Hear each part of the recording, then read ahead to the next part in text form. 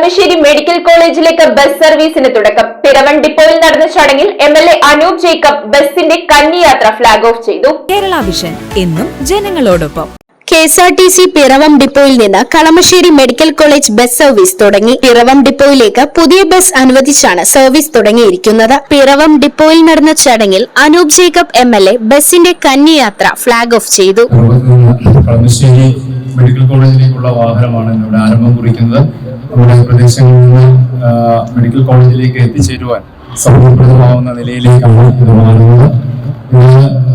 ഈ വാഹനത്തെ സംബന്ധിച്ചുള്ള റിക്വസ്റ്റ് വന്നതിന് ശേഷം പല സ്ഥലങ്ങളിൽ നിന്നും ഈ വാഹനത്തിന് എക്സ്റ്റൻഷൻ ആവശ്യപ്പെട്ടുകൊണ്ടിരിക്കുകയാണ്. ഇപ്പൊ സൂചിപ്പിച്ചതുപോലെ കക്കാട് വഴി പോകണമെന്നുള്ള ആവശ്യം വന്നിട്ടുണ്ട്. ഇത് മറ്റു തരത്തില് പുത്തമ്പുറത്ത് ആരംഭിക്കണമെന്നുള്ള ആവശ്യവും നേരത്തെ ഉന്നയിക്കപ്പെട്ടു. ഞാൻ തന്നെ റിക്വസ്റ്റ് നൽകിയിരുന്ന ഒന്നാണ്. എന്തായാലും ഈ മെഡിക്കൽ കോളേജ് ഭാഗത്തേക്ക് ഒരു വാഹനം എന്ന നിലയിൽ ഇത് ലഭ്യമാവുമ്പോൾ തീർച്ചയായിട്ടും ഈ പ്രദേശത്ത് നിന്ന് ഇൻഫോ പാർക്ക് ഉൾപ്പെടെ സ്ഥലങ്ങളിലേക്ക് എത്താൻ ജില്ലാസ്ഥാനത്തേക്ക് എത്താൻ സൗകര്യപ്രദമായിരിക്കും എന്ന് ഞാൻ കരുതുന്നു. എന്തായാലും കൂടുതൽ വിപുലമായ നിലയിൽ ഈ വാഹനത്തിന്റെ റൂട്ടടക്കം ഒന്നോടെ പുനഃക്രമീകരിക്കേണ്ടതായിട്ട് വരും.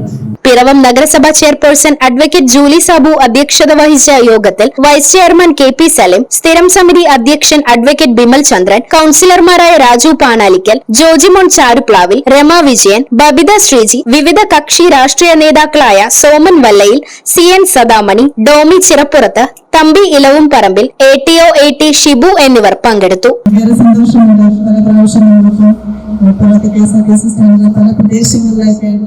സർവീസുകൾ പുനരാരംഭിച്ചിട്ടുണ്ട്. കോവിഡിന് ശേഷം കളമശ്ശേരി മെഡിക്കൽ കോളേജിലേക്കാണ് ഒരു ഓർഡിനറി സർവീസ് ആരംഭിക്കുന്നത്.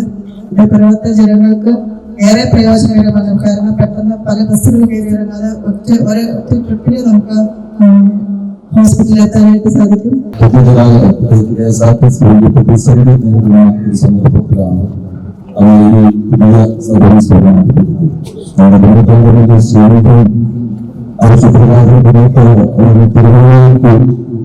മെഡിക്കൽ കോളേജിലേക്ക് ആരംഭിച്ച വണ്ടിയാണ്. തിരുവത്തേക്ക് നമ്മുടെ MLA